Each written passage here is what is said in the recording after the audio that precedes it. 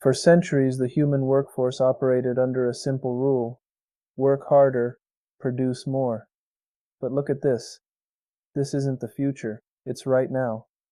AI-assisted machinery isn't just taking over the heavy lifting, it's redefining efficiency and driving workplace accidents toward absolute zero.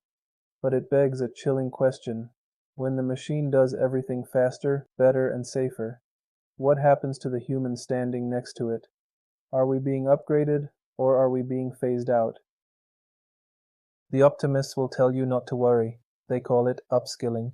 The narrative goes like this: as old jobs die, new, highly skilled roles take their place.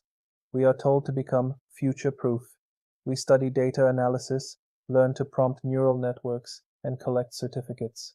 It sounds like a perfect transition, but let's be honest. Can an entire global workforce of billions reskill overnight? Or is this just a frantic race to stay ahead of a wave that's moving faster than we can run? The ideal compromise is collaboration. The tech giants love this image, the machine as an aid, not an author. It's the perfect partnership. Human intuition meets mechanical precision. In this world, AI doesn't replace the architect. It draws the blueprint. It doesn't replace the doctor. It scans the X-ray. It's a beautiful promise of augmentation. But history shows us that tools have a funny habit of evolving from assistants into supervisors. If you're looking for where the new jobs actually are, look here. The rise of entirely new corporate departments. Meet the AI ethics auditor.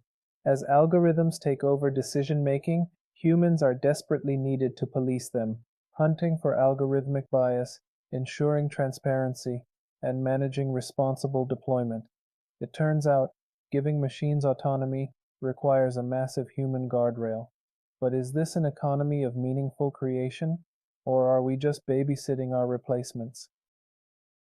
Now, let's look at the darker side of the ledger. Walk into a modern logistics hub. The conveyor belts are humming, the robotic arms are sorting, and autonomous guided vehicles are navigating perfectly without a single human break. See that sign on the window? Job closed.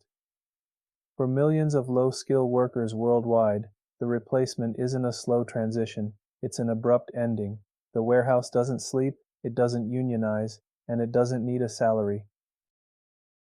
It spills out of the warehouses and onto our streets. Automated fleets, delivery drones buzzing overhead, driverless vans navigating traffic. The technology is seamless, pristine, and incredibly convenient.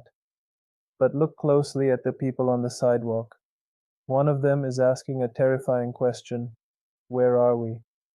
When transit, delivery, and transport are fully autonomous, we eliminate the single largest source of employment for working-class individuals globally. What replaces it? Don't think you're safe just because you work behind a desk. White-collar workers are facing their own quiet crisis. Look at this empty office cubicle. The phone is silent, the chair is vacant, and the screen reads, AI takeover complete. Millions of hours of data entry, filing, administrative scheduling, and routine management have vanished into cloud-based servers. The clock is ticking on routine cognitive labor. The office space is clean, quiet, and empty. But surely creativity is the ultimate human shield, right? Wrong.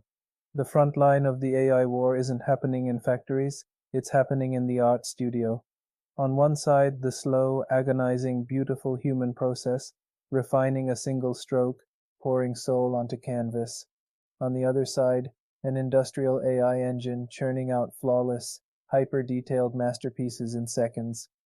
Efficiency versus soul. Mass production versus originality. When art becomes instant, what happens to the value of human expression? If we follow the money, the picture gets even more alarming. This is the economic divergence. On the left of the graph, you have a tiny fraction of society, the AI owners, the tech monopolies, the capital holders, capturing a massive skyrocketing share of the global economic output. On the right, low-skill workers facing limited options and wage stagnation. The gap isn't just widening, it's fracturing. We are building an economy of unprecedented wealth, but it's pooling in fewer hands than ever before in human history. So, how do we prevent societal collapse? Enter the most controversial economic theory of our time, universal basic income, or UBI. In a world where machines do the work, some argue the machines must pay the taxes. Here, an automated system distributes UBI credits directly to citizens, cushioning the blow of displacement, allowing them to afford healthcare, education, and basic needs. It sounds like a utopia where labor is optional. But can a society truly thrive when its citizens are consumers but no longer producers? From a bird's eye view, governments love what they see. AI adoption correlates with an explosive productivity boom. National GDP lines shoot straight up into the stratosphere.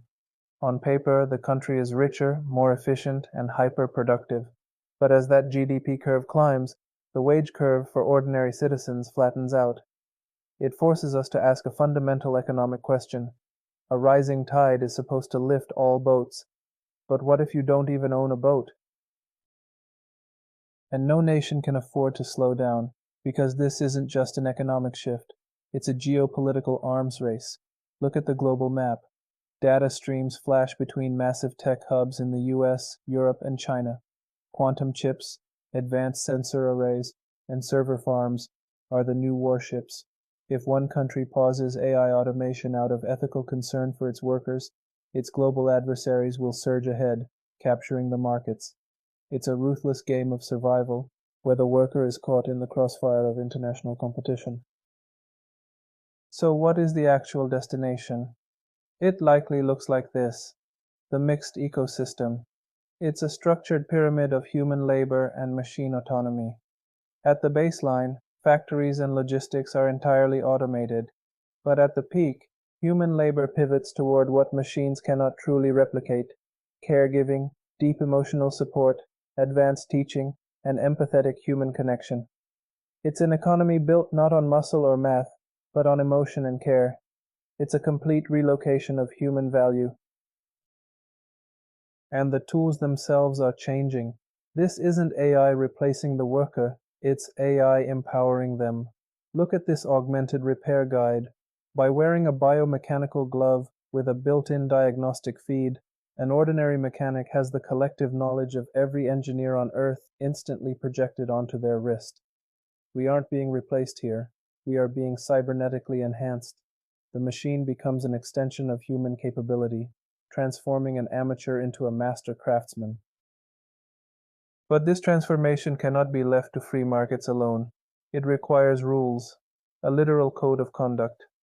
This is the concept of a workplace constitution for AI, a legally binding framework built on worker dignity, absolute transparency, and fairness in hiring. It mandates that AI must be deployed to assist, not destroy, human livelihood. It proves that the future of work isn't just a technological equation, it's a moral and political choice. Which brings us to the ultimate truth. The future of the workforce won't be decided in a Silicon Valley lab. It will be decided by you. Look at this room. A massive public crowd demanding a voice in tech, marching for regulated growth, ethical audits, and artist protection.